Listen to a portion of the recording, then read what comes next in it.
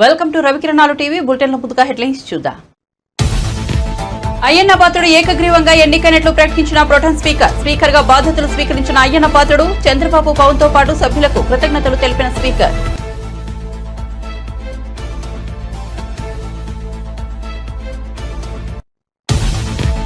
అయ్యన్నను చైర్లో కూర్చోబెట్టిన అనంతరం చంద్రబాబు ప్రసంగం. అయ్యన్నను స్పీకర్ గా చూడడం ఎంతో గర్వంగా ఉందని వెల్లడి. ఏ పదవి ఇచ్చినా వన్నె తెస్తారని ప్రశంసలు.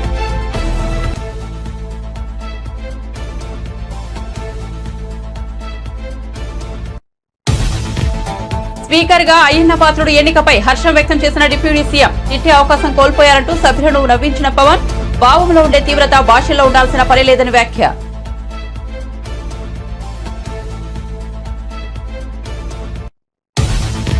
బసవతారకం ఆసుపత్రి 24వ వార్షికోత్సవంలో ముఖ్య అతిథిగా సీఎం రేవంత్ రెడ్డి. బాబుతో పోటీపడి రాష్ట్రాన్ని అభివృద్ధి చేసే అవకాశం తనకు వచ్చిందన్న రేవంత్. గతంలో 12 గంటలే పనిచేస్తే చాలనుకునేవాడినన్న సీఎం.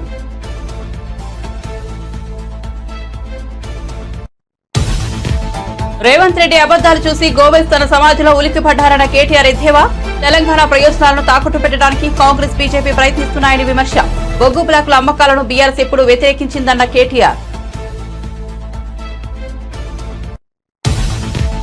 తాడేపల్లిలో నిర్మాణంలో ఉన్న వైసీపీ కార్యాలయం కూల్చివేయడంపై జగన్ ట్వీట్. ఏపీలో చంద్రబాబు రాజకీయ కక్ష సాధింపు చర్యలకు దిగారంటూ విమర్శ. ఒక నియంత్రణ దాదాపు పూర్తి కావచ్చిన వైసీపీ కార్యాలయాన్ని కూల్చివేయించారని ఫైర్.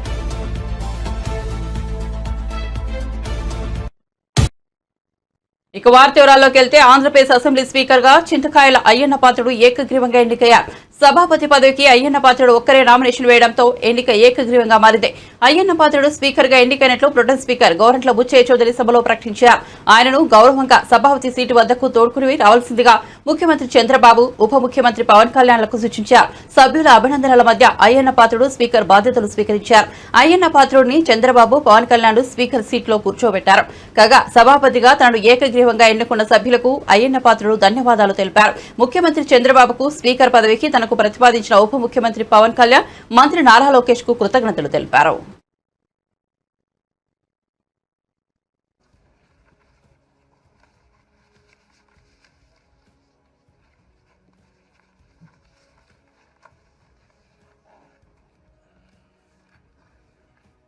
నిర్వహణ నియమావళిలోని 7వ కొణిదెల పవన్ కళ్యాణ్ గారు, రెండో శ్రీ చింతకాయల అయ్యన్న పాత్రుడు గారు, ప్రతిపాదకుని పేరు శ్రీ నారా లోకేష్ గారు, 3 శ్రీ చింతకాయల అయ్యన్న పాత్రుడు గారు, శ్రీ సత్యకుమార్ యాదవ్ గారు. శ్రీ చింతకాయల అయ్యన్న పాత్రుడు గారికి నా హృదయపూర్వక అభినందనలు తెలియజేస్తా ఉన్నాను. నా హృదయపూర్వక అభినందనలు అందజేయచ్చు సభాపతి స్థానం అలంకరించవలసిందిగా వారిని కోరుతున్నాను. శ్రీ చింతకాయల అయ్యన్న పాత్రుడు గారిని సభాపతి స్థానం తీసుకురావాల్సిందిగా సభానాయకుడిని మరియు ఇతర పార్టీల నాయకులను కోరుతున్నాను. ఇది నాకు ఇచ్చేది.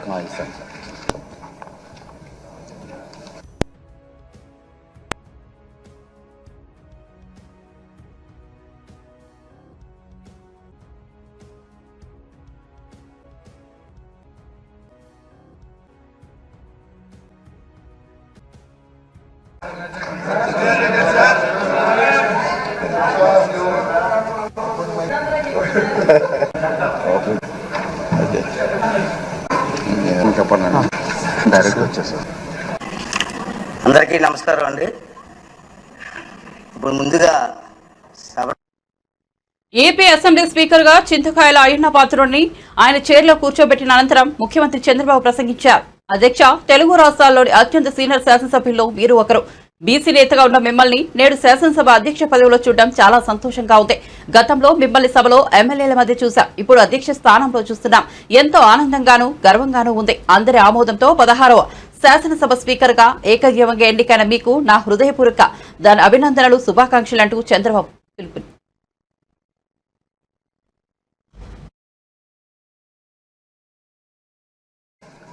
రాష్ట్రంలో రూపడుతున్నాం. అందరి ఆమోదంతో 16వ శాసనసభకు స్పీకర్గా ఏకగ్రీవంగా ఎన్నికైన మీకు నా హృదయపూర్వక అభినందనలు, శుభాకాంక్షలు. ఈరోజు ఇక్కడ చాలా మంది కొత్త శాసనసభ్యులు 1957 సెప్టెంబర్ 4వ తారీఖున ఉత్తరాంధ్రలో చెల్లాయమ్మ గారు, ఆ రోజు ఎన్టీ రామారావు గారు పార్టీ పెట్టిన మొదట్లో పిలిపిస్తే 25 సంవత్సరాల వయసుండే సమయంలో రాజకీయాల్లోకి వచ్చిన వ్యక్తి అయ్యన్న పాత్రుడు గారు. అక్కడి నుంచి 7 సార్లు ఎమ్మెల్యే అయ్యారు, ఒకసారి ఎంపీ అయ్యారు. ఎమ్మెల్యేగా, ఎంపీగా, మంత్రిగా తెలుగు రాష్ట్రాల్లో తనకంటూ ఒక ప్రత్యేకమైన ముద్ర వేయగలిగారు. ఏ పదవి ఇచ్చినా ఆ పదవికి వన్నె తీసుకొచ్చిన వ్యక్తి అయ్యన్న గారు. అయ్యన్న 62లో తన సమరయోధి అయ్యన్న పాత్రుడు 92లో ఎమ్మెల్యేగా విజయించడం వారి యొక్క ప్రత్యేకత. 7 సార్లు ఎమ్మెల్యే. ఆంధ్రప్రదేశ్ అసెంబ్లీ 16వ స్పీకర్ గా ఏకగ్రీవంగా ఎన్నికైన అయ్యన్న పాత్రుడుకు ఉప ముఖ్యమంత్రి పవన్ కళ్యాణ్ శుభాకాంక్షలు తెలిపారు. తొలిసారిగా సభలో అడుగుపెట్టిన తనలాంటి వారికి అధ్యక్ష స్థానంలో కూర్చున్న అయ్యన్న పాత్రుడు రాజకీయ అనుభవం మార్గదర్శకంగా పనిచేస్తుందని చెప్పారు. ఇన్నాళ్లు అయ్యన్న వాడివేడి చూసిన ప్రజలు ఇకపై ఆయన హుందాతనం చూస్తారని పేర్కొన్నారు. అయితే ప్రత్యర్థులను తిట్టే అవకాశం గౌరవ స్పీకర్ పదవి కారణంగా అయ్యన్న కోల్పోవడం కాస్త బాధగా ఉందంటూ పవన్ అన్నారు. దీంతో సభలో నవ్వులు వెల్లివిరిశాయి. సభికులందరూ బల్లలు చురుస్తూ హర్షం వ్యక్తం చేశారు.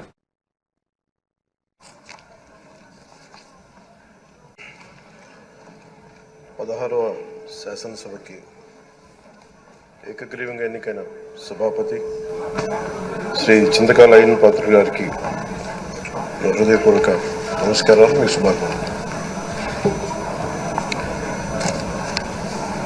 ఇది నేను మొదటిసారి అసెంబ్లీలోకి అడుగు పెట్టడం.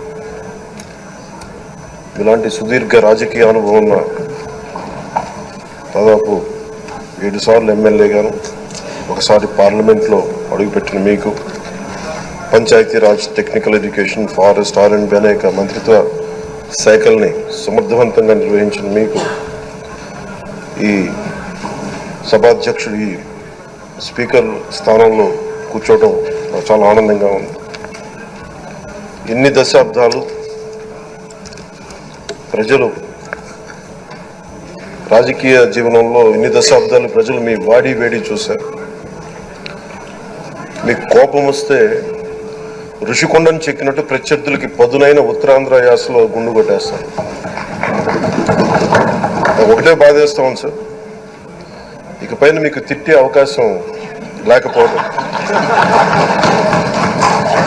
కానీ ఇక మీద సభలో ఎవరు తిడుతున్నా దాన్ని ఆఫ్ చేసే బాధ్యత మీ చేతిలోనే ఉంది, మీరే మైక్ ఆఫ్ చేయాలి.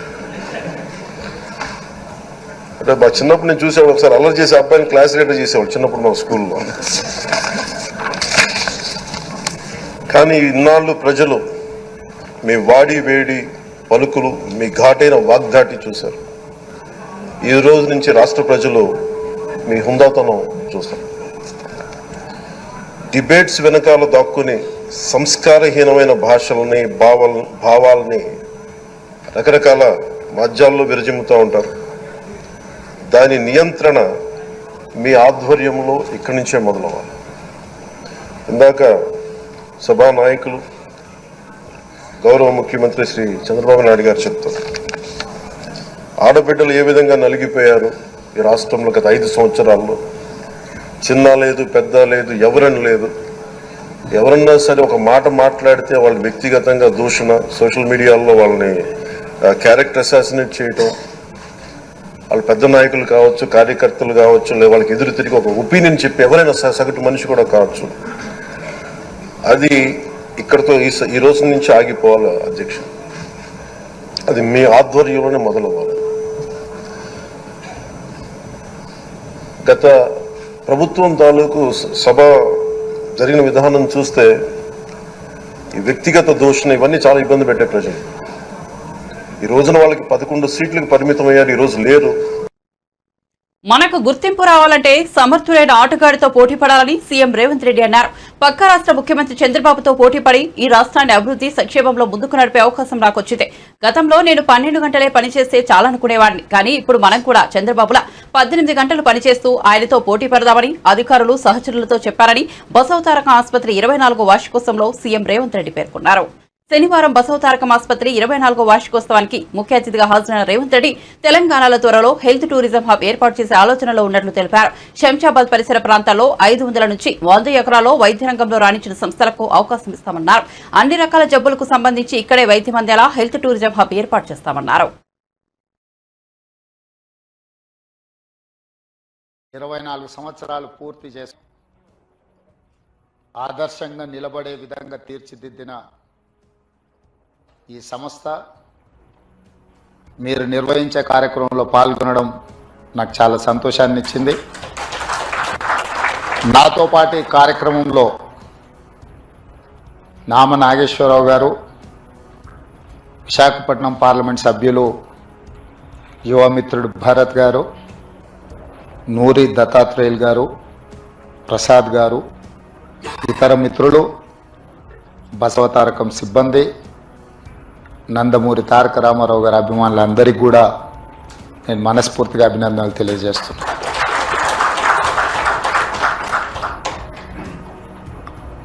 నందమూరి తారక రామారావు గారు తన కుటుంబంలో జరిగిన ఒక విషాదకరమైన సంఘటన, బసవతారకమ్మకు క్యాన్సర్ రావడం ద్వారా వారిని కోల్పోవడం, కుటుంబంలో మనకు అత్యంత ప్రీతిపాత్రమైన వ్యక్తులను కోల్పోతే ఆ బాధ దుఃఖం తెలిసిన వ్యక్తిగా ఇంకెవరికి ఇట్లాంటి బాధ ఉండకూడదు, వీలైనంత మేరకు పేదలకు సేవలు అందిస్తూ వాళ్ళ కుటుంబాలను ఆదుకోవాలన్న ఆలోచనతోటి 1988-89లో ఈ ఆలోచనకు పునాది పడ్డది.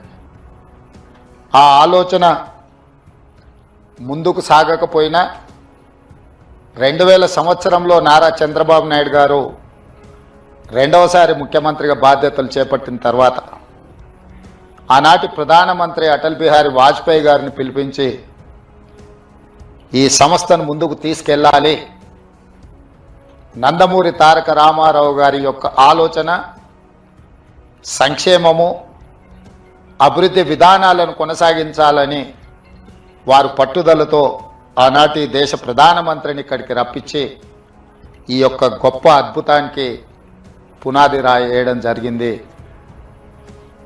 ఆనాటి ఆలోచనను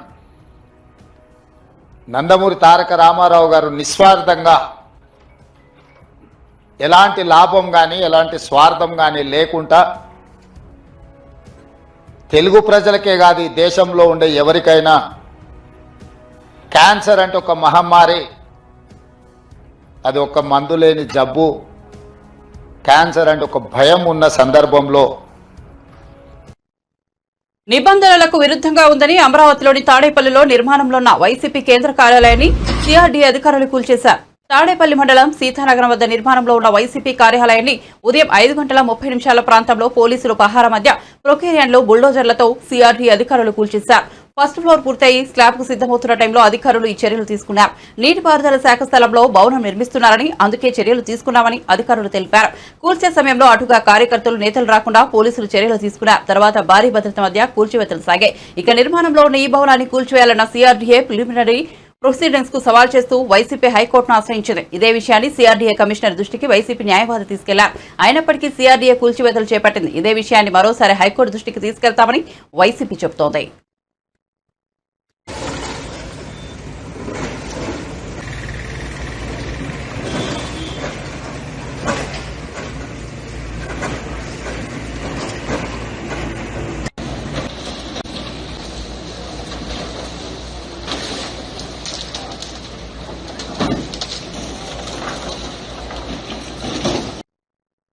నిబంధనలకు విరుద్ధంగా ఉందని అమరావతిలోని తాడేపల్లిలో నిర్మాణ దశలో ఉన్న వైసీపీ కేంద్ర కార్యాలయాన్ని సిఆర్డీ అధికారులు శనివారం ఉదయం కూల్చివేసిన సంగతి తెలిసిందే.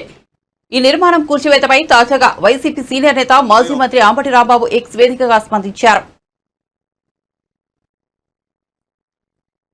వైఎస్ఆర్ కాంగ్రెస్ పార్టీ రాష్ట్ర ఆఫీస్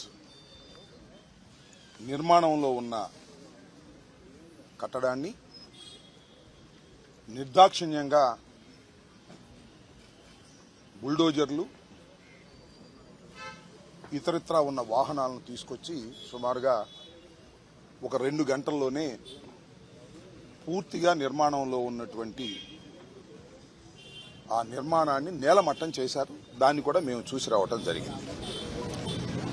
ఇది వైఎస్ఆర్ కాంగ్రెస్ పార్టీ ఆఫీస్ కొరకు నిర్మించుకోవాలనేటువంటి ఉద్దేశంతో రాష్ట్ర వ్యాప్తంగా అనేక ప్రాంతాల్లో ప్రభుత్వ స్థలాలను క్యాబినెట్లో పాస్ చేసుకుని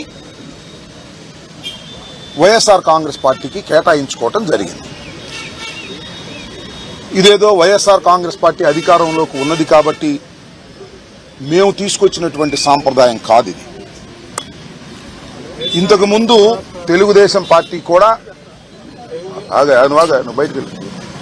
తెలుగుదేశం పార్టీ కూడా వారు అధికారంలో ఉన్నప్పుడు ప్రభుత్వ స్థలాలను వారి ఆఫీసులకు కేటాయించుకొని రాష్ట్ర వ్యాప్తంగా అనేక నిర్మాణాలు చేపట్టిన మాట మీ అందరికీ తెలుసు. ముఖ్యంగా ఇవాళ తాడేపల్లిలో ఉన్నటువంటి వాళ్ళ సెంట్రల్ ఆఫీసు కూడా ప్రభుత్వ స్థలంలో నిర్మించబడినదే.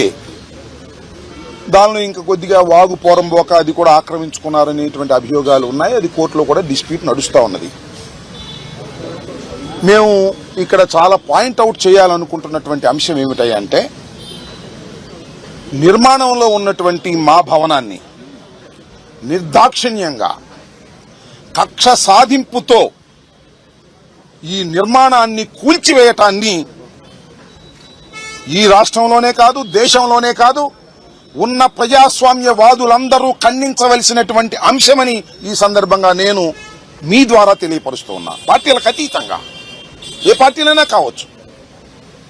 ఇవాళ తెలుగుదేశం పార్టీ అధికారంలో ఉండవచ్చు, కూటమి అధికారంలో ఉండవచ్చు. మొన్నటిదాకా మేము అధికారంలో ఉన్నాం.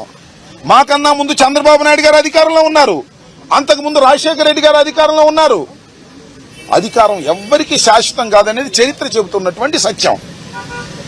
మీ అధికారం ఉంది కదా అని మా భవనాన్ని కూల్చేయటం ఏమంత ధర్మము అనేటువంటి మాట ఇక్కడ నేను చాలా స్పష్టంగా చెప్పదలుచుకున్నా. అయితే దీని మీద ఏమంటే ఇది ప్రభుత్వ స్థలం, ఇరిగేషన్ స్థలం. దీన్ని 33 సంవత్సరాలకు లీజుగా తీసుకోవటం జరిగింది. దీనికి అవి లేవు ఇవి లేవు అని ఏమన్నా చెప్తే చెప్పొచ్చు. రోజు ఉదయం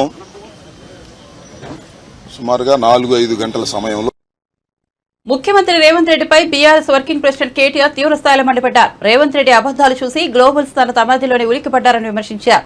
తెలంగాణ రాష్ట్ర ప్రయోజనాలను తాకట్టు పెట్టడానికి కాంగ్రెస్ బీజేపీ ప్రయత్నిస్తున్నాయన్నారు. తెలంగాణలో బొగ్గు బ్లాకుల అమ్మకాలను బీఆర్ఎస్ వ్యతిరేకించిందన్నారు. బొగ్గు గనుల వేలంలో కాంగ్రెస్ ప్రభుత్వం పాల్గొందని గుర్తు చేశారు. కానీ తాము మాత్రం ఎప్పుడూ పాల్గొనలేదన్నారు. చివరి రౌండ్లో కేంద్ర ప్రభుత్వం 2 బ్లాక్లను ఏకపక్షంగా వేలం వేసిందని ఆరోపించారు. తెలంగాణ ఆస్తులు, హక్కులు, వనరులు తాకట్టు పెట్టే ప్రయత్నం చేస్తున్నారని మండిపడ్డారు.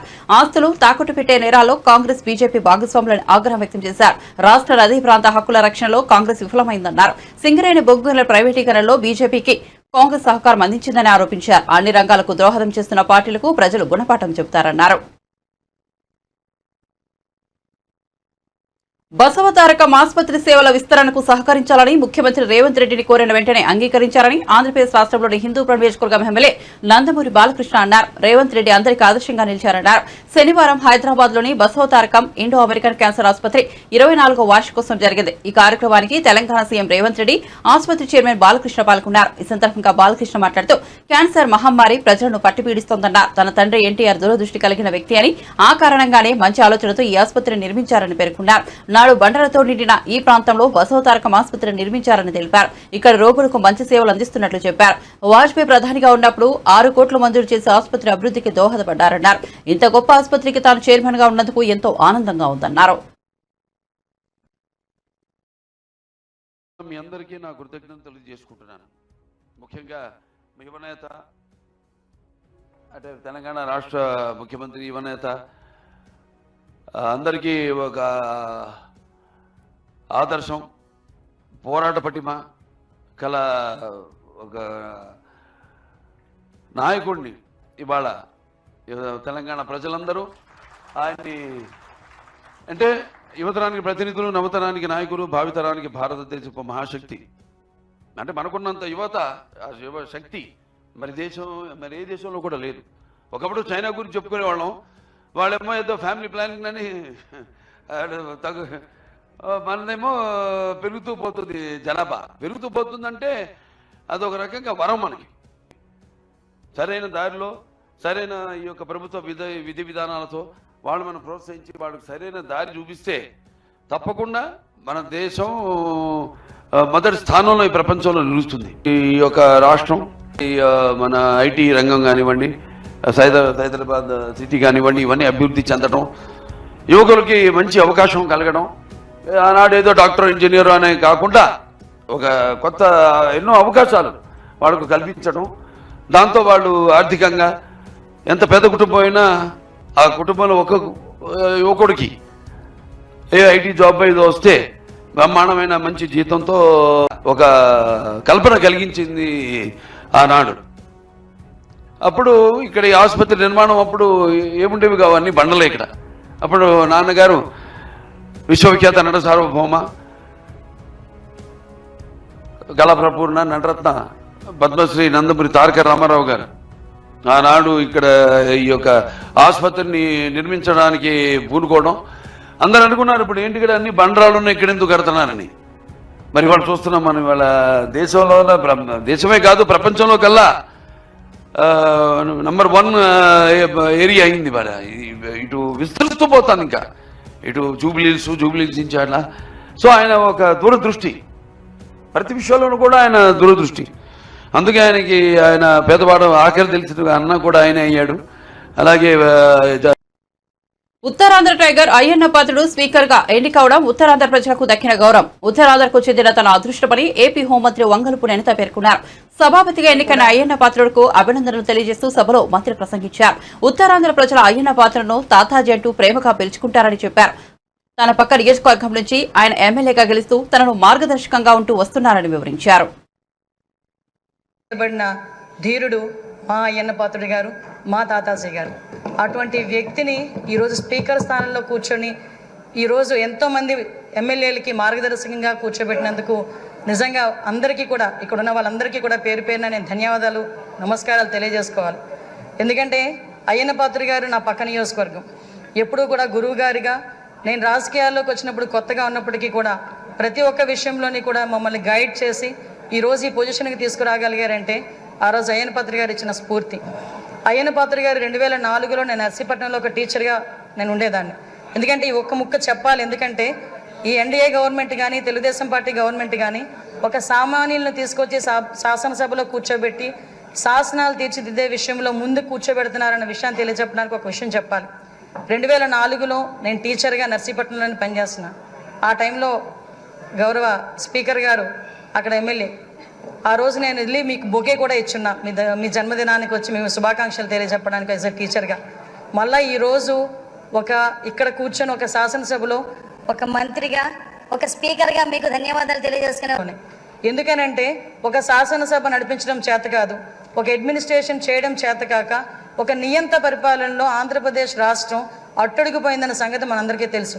చాలా సందర్భాల్లో తమరితో కూర్చునేటప్పుడు కూడా నేను ఇన్ని సంవత్సరాలు రాజకీయంలో ఉన్నాను కానీ ఇలాంటి ముఖ్యమంత్రిని చూడలేదు అని ఒక్కొక్క సందర్భంలో మీరు మీ భాషలో చెప్పిన సందర్భాన్ని కూడా ఇక్కడ గుర్తు చేసుకోవాలి. రైతు బంధు ఎగ్గొట్టడానికి రాష్ట్ర ప్రభుత్వం ఏదో సాకులు చెబుతోందని మాజీ మంత్రి బీఆర్ఎస్ నేత సింగిరెడ్డి నిరంజన్ రెడ్డి ఆరోపించారు. రైతు బంధు ఇవ్వకుండా కొంత రుణమాఫీ చేసి చేతులు దులుపుకోవడం మాత్రమేనని ఆయన విమర్శించారు. సర్కార్ చర్య రైతులను తడిగుడ్డతో గొంతు కోయడమేనని మండిపడ్డారు. అన్నదాతలను ఆగంబట్టించేటువంటి పని చేస్తున్నారు. ఇంత పొడుగు అంత పొడుగు మాట్లాడి అసలు కేసీఆర్ ఏం చేసిండు, మేము పెడతాం చూడు అన్నట్లు ఊరించినారు. ఇక కూర్చోండి వడ్డిస్తాం, అన్నం వడ్డిస్తాం, ఇక కూర్చోండి అని చెప్పిండ్రు, కూర్చోబెట్టిండ్రు. ఆకలి అవుతుంది ఏమంటే 6 నెలలు ఆగండి అంటున్నారు. ఊరిచ్చి 6 నెలలు ఆగండి అంటున్నారు ఆకలైనటువంటి రైతాంగానికి. ఏ సీజన్కు ఆ సీజన్లో, ఏ సమయానికి ఆ సమయంలో జరగాల్సినటువంటి పనులను ప్రభుత్వం ద్వారా ఇవ్వాల్సినటువంటివి రైతు బంధు కానీ రుణమాఫీ కానీ ఇవన్నీ అమలు చేయాల్సి చేయకుండా ఏదో ఒక సాకు, ఏదో ఒక కారణాలు చెప్పి కాలయాపన చేస్తూ వస్తున్నారు. 2 సీజన్లు అయిపోయింది వాళ్ళ ప్రభుత్వం వచ్చినాక. రైతు బంధు ఎన్నికలప్పుడేమో ఎన్ని దుర్భాషలాడి మాట్లాడినరు, స్థాయిని మించి మాట్లాడినరు. 2 పంటలకే ఇస్తున్నాడు, మేము వస్తే 3 పంటలకి ఇస్తాం, 15,000 ఇస్తామని మాట్లాడి. ఆ మాట్లాడినా నేను వేరే పదజాలం వాడను కానీ సంస్కారం సభ్యత ఉంది మాకు. గుర్తు చేస్తున్నా వాళ్ళ కుసంస్కారాన్ని. నీ 15,000 ఇచ్చే దేవుడు ఎరుగు, 10,000 గతి ఏమైంది? ఏం చేసినావు? మొదటి 2 సీజన్లు ఏం చేసినావు? సవ్యంగా రైతులందరికి వచ్చిందా? ఎకరా ఇచ్చి నెల, 2 ఎకరాలు ఇచ్చి మరో నెల, 3 ఎకరాలు ఇచ్చి మరో నెల, ఎకరా ఇవ్వడానికే 190 తిప్పలు పడి ఆ 10,000 ఇవ్వడానికే, ఆ 10,000 లెక్కన ఇవ్వడానికే 190 తిప్పలు పడి 2 సీజన్లను సంపూర్ణంగా కూడా ఇవ్వాలటికి 2 సీజన్లు. 3వ సీజన్ వచ్చింది. ఇప్పుడు ఈ 3వ సీజన్ వచ్చినప్పుడు వాళ్ళ ప్రభుత్వం వచ్చినాక 3వ సీజన్ వానాకాలం స్టార్ట్ అయింది.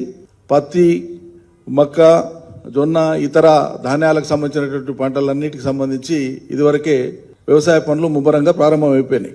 వర్షాల యొక్క మోతాదును బట్టి ఆయా ప్రాంతాలలో ఈ పాటికి పడాలి. ఎప్పుడో రైతు బంధు వేయలే. ఇప్పుడు ఏం మాట్లాడుతున్నారు? రైతు బంధుకు సంబంధించి ఏం మాట్లాడతారు? క్యాబినెట్ డెసిషన్ గా ఏం చెప్తున్నారు అంటే ఇప్పటిదాకా లీకులు ఇచ్చుకుంటూ వచ్చినారు. ఇట్లా ఉంటే రాదు, అట్లా ఉంటే రాదు, ఇట్లుంటే వస్తుంది, అట్లుంటే వస్తుంది, ఏదో ఒకటి మాట్లాడుకుంటూ వచ్చినారు. ఇటు స్పష్టంగా ఏం చెప్తున్నారు? క్యాబినెట్ సబ్ కమిటీ వేసి వివరాలన్నీ తీసుకుంటారట జూలై 15 వరకు. ఆ తర్వాత క్యాబినెట్లో చర్చ చేసి మళ్ళీ ఆ తర్వాత దాన్ని రాష్ట్ర శాసనసభలో పెట్టి చర్చ చేసి అప్పుడు చేస్తా. అప్పుడు వానాకాలం సీజన్ అంతా అయిపోతుంది. నువ్వు చేసేది ఏంది? దీనికి ప్రాతిపదిక ప్రభుత్వం చెప్తున్నటువంటి హేతుబద్ధత ఏంది? ఏం విషయం చెప్తుంది? ఏం కారణం చెప్తుంది? గుట్టలు గట్లకు కూడా పోయినాయి రైతు బంధు, అందుకే ఎవరికి ఇవ్వాలనో చూసేయాలి. కాబట్టి మరి మీ సర్కారు వచ్చినాక 2 సార్లు మా లెక్క ప్రకారంగా అందరికీ ఇవ్వలే, సంపూర్ణం చేయలే రైతు బంధు. పోనీ మీ లెక్క ప్రకారంగా మీరు అనుకున్న ప్రకారంగా మొత్తం ఇచ్చినామని మీ ప్రగల్భాలే నిజమే అనుకుందాం. మరి 2 సీజన్లు మీరు ఎట్లా ఇచ్చినారు? ఎవరికి ఇచ్చినారు? ఆ గుట్టలు గట్లు ఉన్నది ఎందుకు సవరించలే? ఎక్కడైనా ఉంటే మొత్తం రైతు బంధు ఇచ్చేది వ్యవసాయ భూమికి. దాని ప్రాతిపదిక ఏంది? పట్టేదారు పాస్ పుస్తకం. పట్టేదారు పాస్ పుస్తకం ఉన్న ప్రతి రైతుకు ఇస్తాం. రైతుకి ఇచ్చినాక ఏదైనా ఒక రైతు ఏదైనా కారణం చేత ఇంట్లో ప్రమాదమో లేకుంటే మరోటో ఏదైనా సంభవించి చేయకపోతే మళ్ళా సీజన్ చేసుకుంటాడు వ్యవసాయం. బులెటిన్ ముగించే ముందు హెడ్లైన్స్ మరోసారి చూద్దాం. అయ్యన్న పాత్రుడు ఏకగ్రీవంగా ఎన్నికైనట్లు ప్రకటించిన ప్రొటెం స్పీకర్. స్పీకర్ గా బాధ్యతలు స్వీకరించిన అయ్యన్న పాత్రుడు చంద్రబాబు, పవన్ తో పాటు సభ్యులకు కృతజ్ఞతలు తెలిపిన స్పీకర్.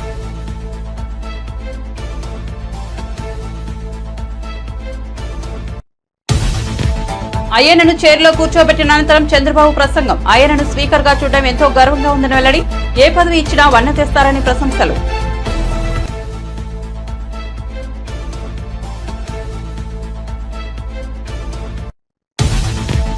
స్పీకర్ గా అయ్యన్న పాత్రుడు ఎన్నికపై హర్షం వ్యక్తం చేసిన డిప్యూటీ సీఎం. ఇట్టే అవకాశం కోల్పోయారంటూ సభ్యులను నవ్వించిన పవన్. బాహులో ఉండే తీవ్రత భాషలో ఉండాల్సిన పని లేదని వ్యాఖ్య.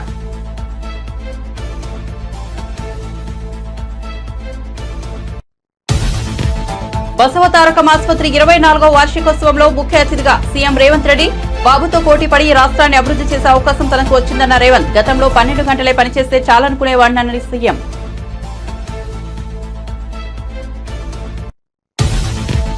రేవంత్ రెడ్డి అబద్దాలు చూసి గ్లోబల్స్ తన సమాధిలో ఉలికిపడ్డారన్న కేటీఆర్ ఎద్దేవా. తెలంగాణ ప్రయోజనాలు తాకట్టు పెట్టడానికి కాంగ్రెస్, బీజేపీ ప్రయత్నిస్తున్నాయని విమర్శ. బొగ్గు బ్లాకుల అమ్మకాలను బీఆర్ఎస్ ఎప్పుడూ వ్యతిరేకించిందన్న కేటీఆర్. తాడేపల్లిలో నిర్మాణంలో ఉన్న వైసీపీ కార్యాలయం కూల్చివేయడంపై జగన్ ట్వీట్. ఏపీలో చంద్రబాబు రాజకీయ కక్ష సాధింపు చర్యలకు దిగారంటూ విమర్శ. ఒక నియంతలా దాదాపు పూర్తి కావచ్చిన వైసీపీ కార్యాలయాన్ని కూల్చివేయించారని ఫైర్. మరిన్ని అప్డేట్స్ కోసం చూస్తూనే ఉండండి రవికిరణాలు టీవీ.